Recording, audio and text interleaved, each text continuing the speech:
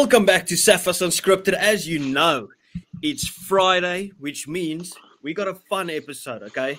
So, obviously still rugby related, but we decided, listen, we're going to identify 10 players that could potentially win World Player of the Year in the future, right? So, it's not the likes of Ibn Etzebeth, who's already been nominated and most likely will or has a brilliant chance. We kind of want to identify someone early in their career or that is still young, that has time to develop into World Player of the Year.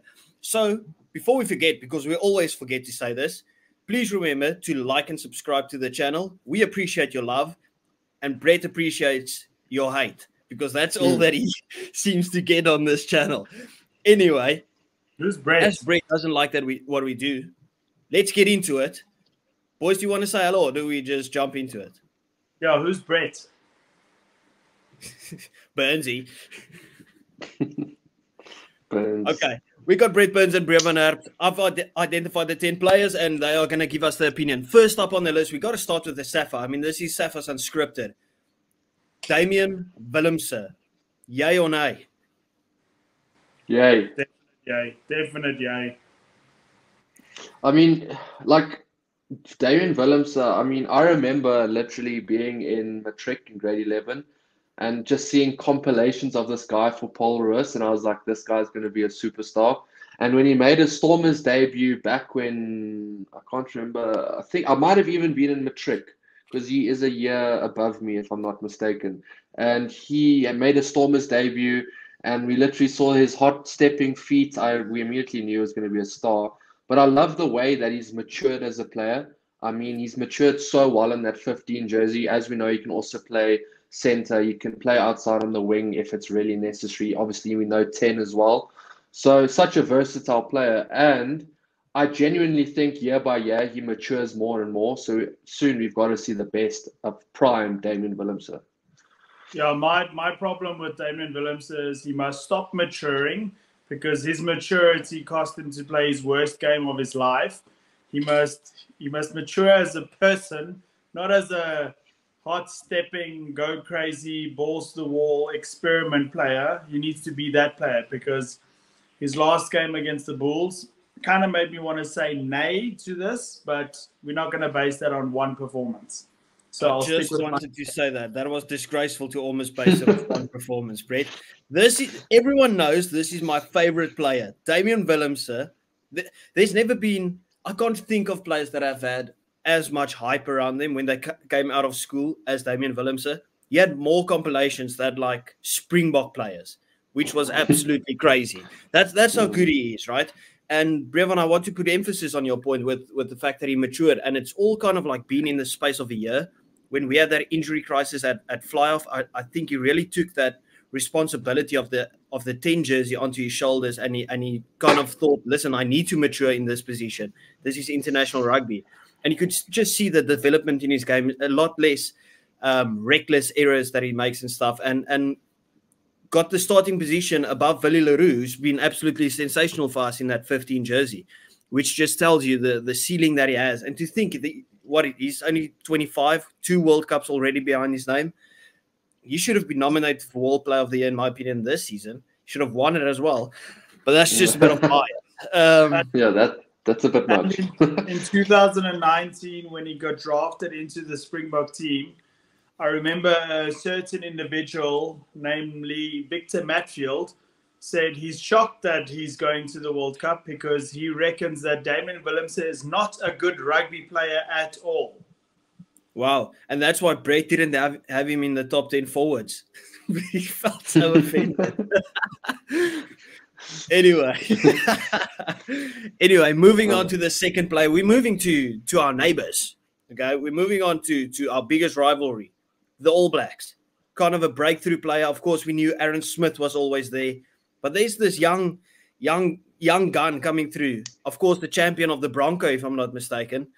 We got Cam Roygaard. Now, of course, we haven't seen too much of him. If you watch him in the Super Rugby, the guy's absolutely on fire. Last season, breakthrough season, came into the World Cup. I think he scored about 6 million tries. Obviously, still a bit raw, but I mean, the potential that this guy has, insane. Yay or nay? I think it's a bit too early for me to go yay or nay. I think it's a very possible yay, but I think there's also a way that it could also be a nay. And the reason I say this is because I feel like he has a lot more maturing to do, if that makes sense. I mean, if we saw in the World Cup, obviously a phenomenal player, don't get me wrong, he's absolutely sensational. But as sometimes he tries to take on too much on his own. And what I mean by that is maybe like an Aaron Smith knows, okay, obviously send the ball out wide, knows who to play forward, back, whatever. But he also knew as a nine to run a line that most nines don't see. He would run like a line away from all the action, but he knew that the wing or the fullback would get a break, and he knew, okay, I'm there for the offload. He just could see what would happen after he made the pass, and that's what made Aaron Smith so good. And I think if Cam Roigard can develop those traits, then it's a yay. But I haven't seen that so far from him, so I'm also 50-50. It's a massive nay for me. How many World Rugby Player of the Year awards has Aaron Smith got? 0. Exactly. I think it's 0. And going off of that, I can't see how a generational player like Aaron Smith at 9 doesn't get it, and a very overrated, stingy player like Cam Roigard does get it. So it's a big nay from me. Yeah, well, obviously, Brett, you still have to look at the potential. Like we just mentioned, he is still very raw, but I think the fact, as you said, it's tough for a 9 to get it. Obviously, DuPont got it in 2021, but it's tough competition that he has to go up to because DuPont is also a generational 9. So he's very talented. So we gotta. Are you both going on nay? To be honest, I'll lean towards yay. Because I think he has the. Okay, but he's a bit further away than Damian Willams. Yeah, but he's still young, so we'll see. Next up, we're moving into the forwards. The first forward on the list, the Irish will love this. They probably think he's the best hooker in the world currently already. Dan Sheehan. Now, obviously, we believe Malcolm Marx is by far the best hooker in the world. We could be biased, but we're also correct when we say that. Dan Sheehan finds himself a lot on the wing, and he scores a lot of tries there. Of course, you have to put into perspective that Ireland probably win most of their games. They're also probably going for an undefeated year, which puts him up even higher. And he is a try-scoring hooker. He does a lot on the field. Surely he's a yay as well. He has to be up there. The thing is, if we, like, for instance, the way Brett said, look at how Aaron Smith never won, World Player of the Year. So why would Cam Roigard? I think you can say the same thing here. Cody Taylor never won.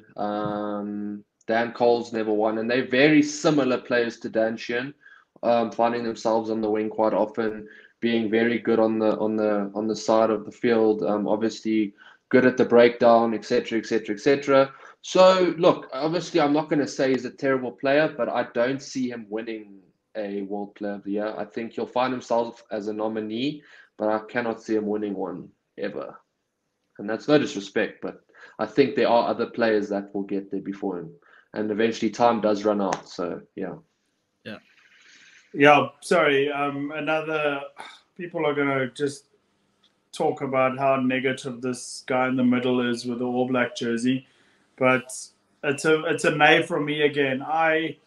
I'm old school, guys. I don't like hookers that are trying to be flashy and that weigh less than me, and I'm a fly off, and that find themselves on the wing and stuff, and aren't very good jacklers. And yes, he's a great line-out option, and yes, he wins most of his scrums, but I don't know. He doesn't fit a hooker role for me. I don't know. Not for me. That's why you love Frans Malherbe so much, because he does his job, right? He's just 100%. Doing his job, and he does that to perfection. Yeah, that's understandable. I'm leaning towards a yay, but I know also that they don't like giving these awards to forward players, to the front row especially. Otherwise, Frans Malherbe or even Tide Furlong would have gotten it probably once or twice, right? Yeah. Because those guys are standout players. But we're staying in Ireland, and obviously this one is even more raw than the rest. We got big Joe McCarthy. Now, obviously, we can only judge it on, 2 or 3 games, right?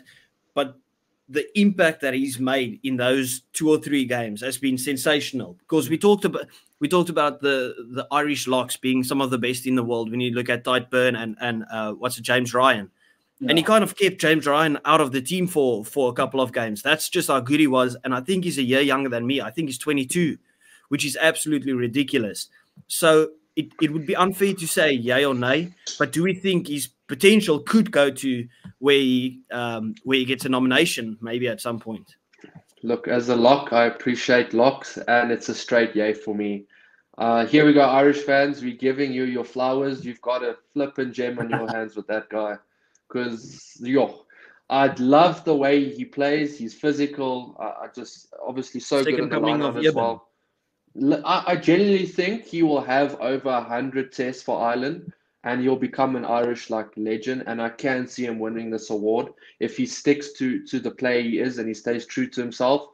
And obviously, we know Ireland have now grown into a very good side, and if they can stay, keep this momentum, how obviously the Springboks have had their dips in recent years, but if they can stay as that tier 1 side, or when I say tier 1, I mean like top 4 sides in the world, I really can see him winning this award. So it's a big yay from me. Yeah, this is where I completely agree. Because Ireland is such a very good structured team that plays to their system. When a guy like him comes along and stands out as much as he does, you got to give the man his, like you would say, give the man his flowers. And he's been one of the standouts for me, and I honestly agree. I think this is a 100-test player. So big yay for me. Yeah, he reminds me so much about like a young Eben, where Eben just like bursted onto the scene, big, aggressive, just like absolutely brilliant, right? Moving on, we are staying in the north, and this is I like this shout. Okay, we're moving to the English. I know we don't like the English, but I'm actually moving to it. We're going for Ben Earl. He's been sensational since the World Cup. And we can't deny it. He was way better than the rest of the team in the World Cup. He's taken those performances over to the Six Nations. While they are playing absolutely shit, he's still having good performances. He does everything. He's great at the ruck. He scores his tries. He runs hard. Yay or nay? Be honest. I know you don't like being honest with the English. Whose shout was this? Definitely wasn't mine. My shout. But this is Bongi's favorite plastic energy bro, man. Celebrate every turnover, every knock on. But saying that, if England can find themselves competitive with the likes of an Ireland, Springboks, All Black side, he's good enough. He is good enough. I just think with where England are now, he won't get the recognition he may deserve. I think he is a very good player. If we think back to that 2019 England squad where Underhill and Curry were the 2 flankers, they were bloody good flankers back then. And Ben Earl reminds me so much of them back then. And like we know, England was they were like top 3 side back in 2019. So if they can find that form again and find the right players, the right combinations, he's got himself within a shout. But I'm going to say it's about a 60% of a shout. So I'm going to lean towards yay. But there's also a possibility it's a nay. Because I don't see England kind of finding that type of form anytime soon. So, yeah. I see it completely different. When we're doing this list, I'm thinking of players around the whole world that play the same position. And I can think of 10 others from other countries that are better than him. So for me, it's a nay, but that's no disrespect to him. For England, he's very good. But globally, there are too many better than him. So that's fair. That's fair. And moving on to the next player, I think Brevon would probably have the same argument, right? Because the next player is Jack Morgan, and you can use the exact same argument, where it's like the team won't necessarily achieve enough for him to be nominated or get that World Player of the Year. That doesn't mean he is shit, that he's not getting the nomination. It's just the team. Now, can Wales get themselves back to a respectable position where they actually can have players nominated? That's we'll have to wait for the future. But yay or nay on Jack Morgan, who's also the same as Ben Earl, like a standout player in that team? I think I'm going to have to literally say the same thing because they're two very similar players. I think they are. Obviously, Jack Morgan really stood out for Wales, like really stood out, but that's because Wales really had a terrible side. So, yeah, I mean, if Wales can find themselves again competing for silverware, competing for the Six Nations, finding themselves in the semi-finals of the World Cup, that type of thing, maybe even a final, then by all means, I think he's good enough. But then again, I also don't know if he's that good. I don't know if you get what I'm saying. Is he that good that he'll win a Player of the Year? It's once again, as Brett said, like the competition he goes against just in his position alone is very tough. Very, very tough. Those loose forwards, all of them. Yeah. But like even before the video, Brett was saying like if Sergio Parise could get nominated for World Player of the Year, you know, why not the like of Jack Morgan? And that's not. I'm a fan of Sergio Parise. The guys to my left are not. Why? He generally was a good player. I didn't think he may have been What the did he best. Oh, for goodness sake! Name one thing he did. He was. Oh, well, he was a great ball carrier for one. He was a great line-out taker for two. He was actually a very good captain for three. So I don't know what more you want me to say. Like, What made him a good captain? I didn't say he must have won the bloody World Player of the Year. I just said he's a good player. There's nothing that Sergio Parise did in his entire career for him to be considered a good player. He has the worst losing percentage as a captain. Oh, well, do you blame him? He has the worst. Yes. If Eben Etzebeth was put in Italy, would he make a massive difference? Yes. Eben Etzebeth would dominate. And I love Eben, but no. Of course he would. No, what would he do? It's one player. Okay. Tell me this. Where in the world would, of all the top 10 teams in the world, where would Sergio Parise play other than Italy? There's no chance he makes any other team. Nobody would select him. He's retired now. You can't No, I'm talking about at his prime. At his prime. I would definitely, he could have fit in that.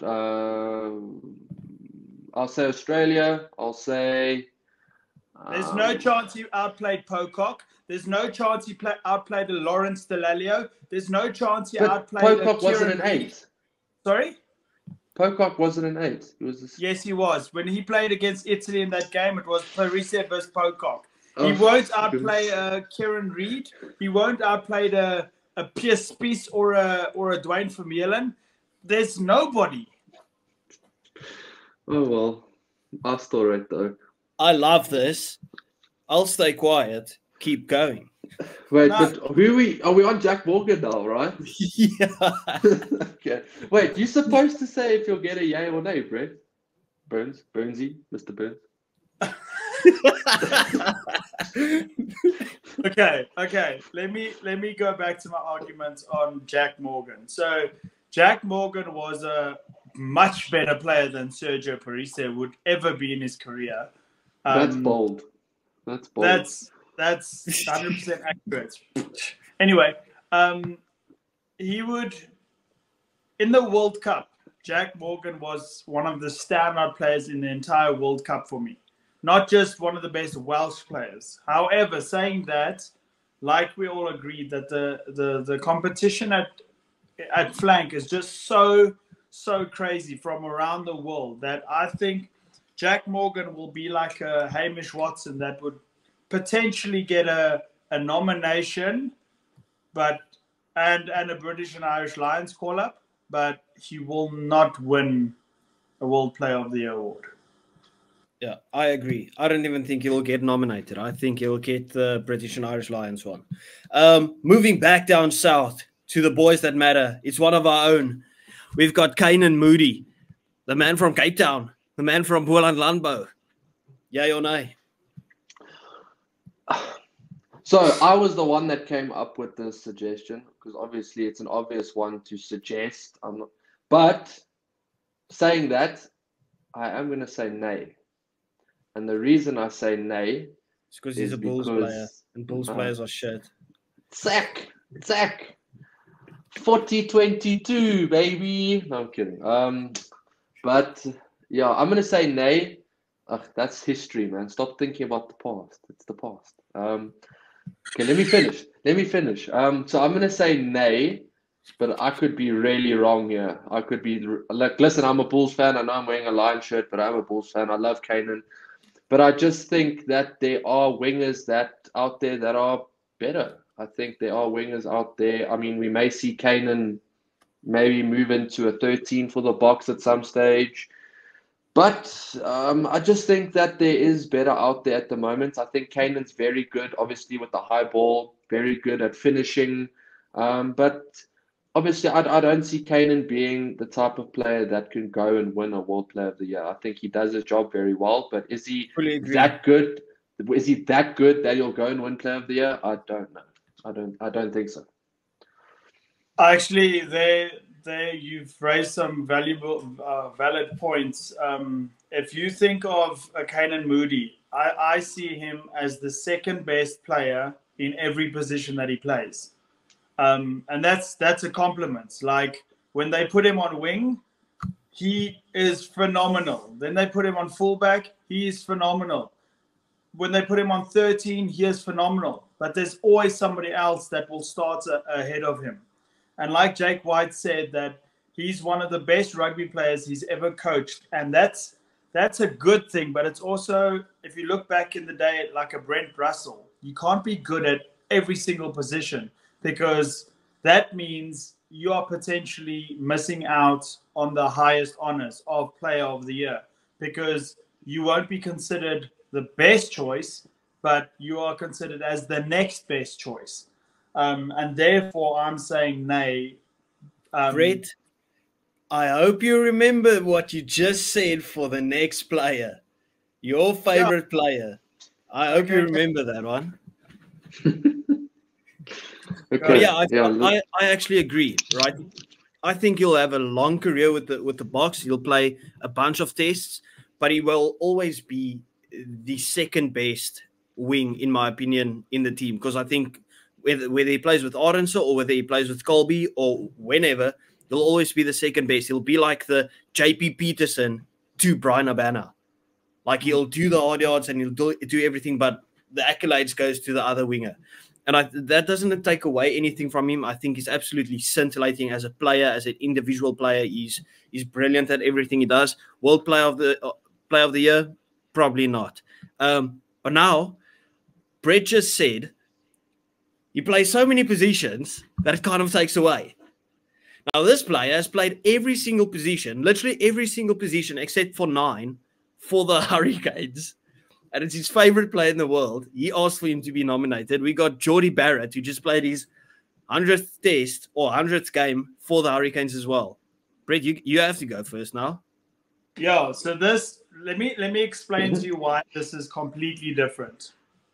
Because Jordie Barrett, when he goes to 15, yes, they shuffle around a lot. But I think the reason why Jordie Barrett is considered the best in the world for me as a player is because he is literally the full package.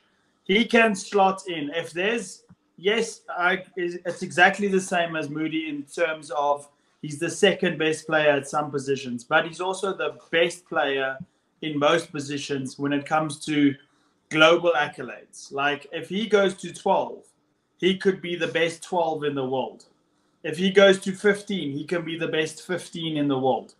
And if he plays on right wing, which he's done a few times as well, he can be the best because of what other aspects he brings to the game. Like he can put him on right wing, and he has to kick, except for the World Cup final. But put him on right wing, he can kick a 65-meter penalty to win a game. He kicks off. He kicks for touch.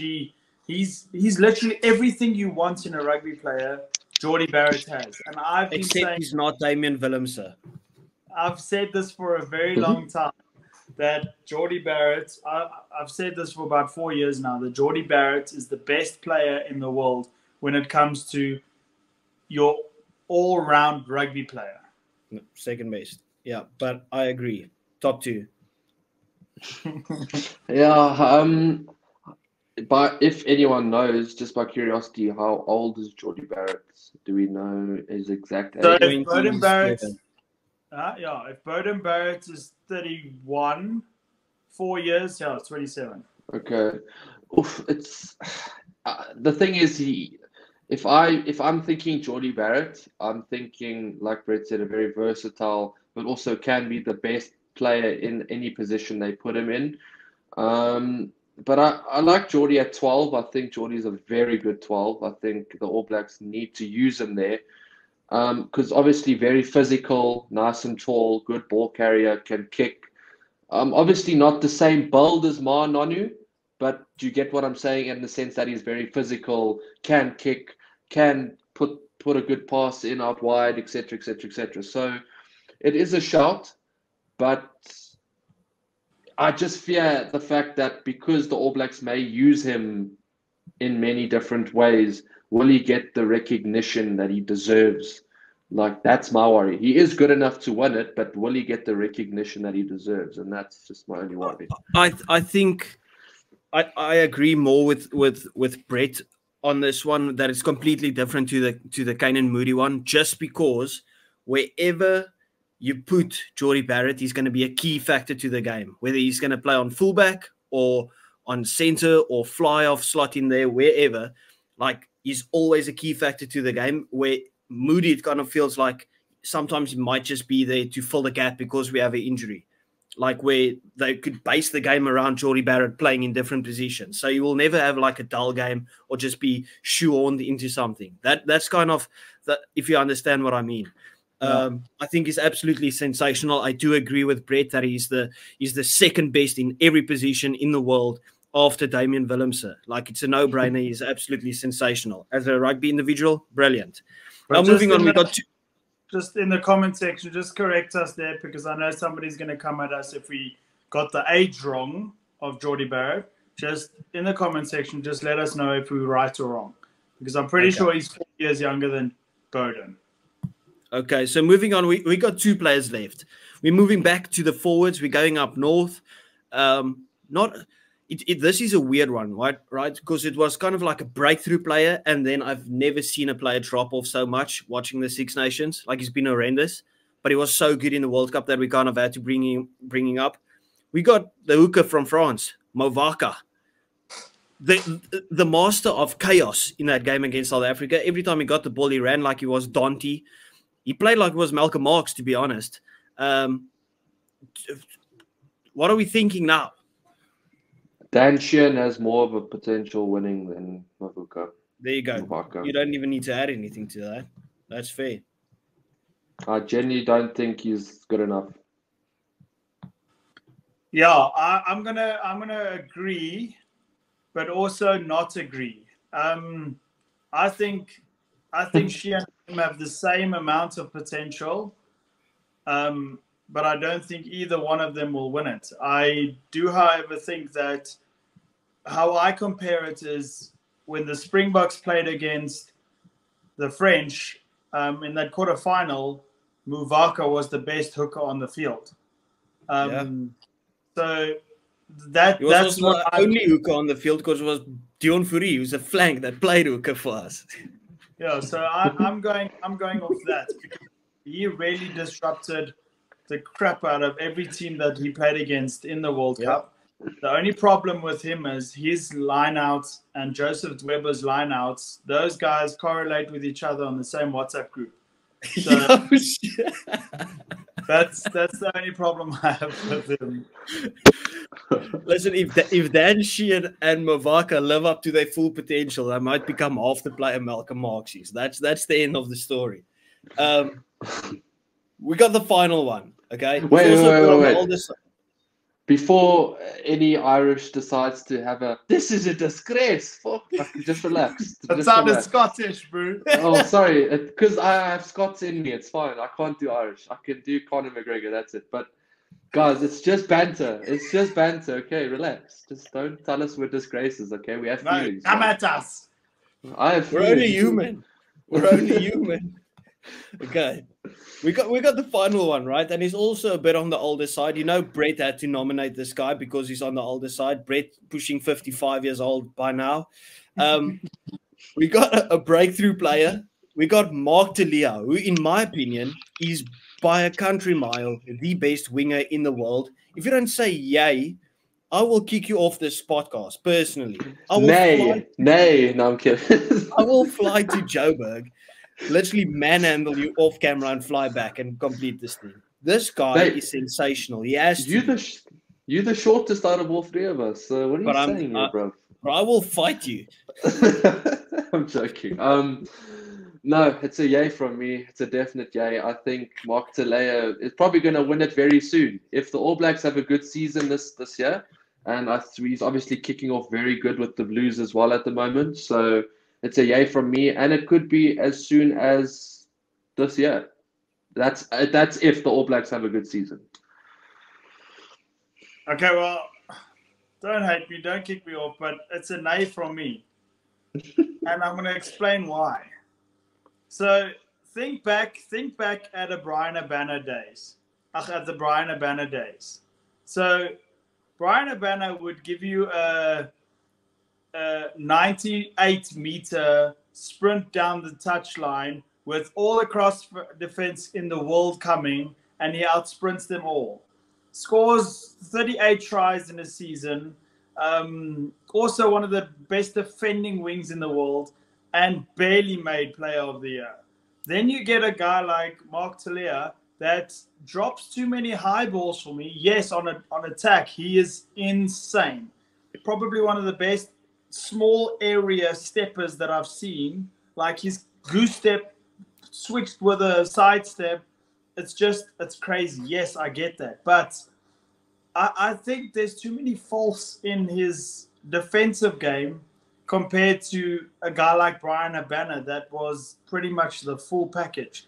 So that's the only reason why I'm going nay, but I'm not saying that he's not probably the best left wing in the world, although he's playing right wing now in the Super Rugby. But it pains me to say because I'm a big fan of his, but I have to say nay.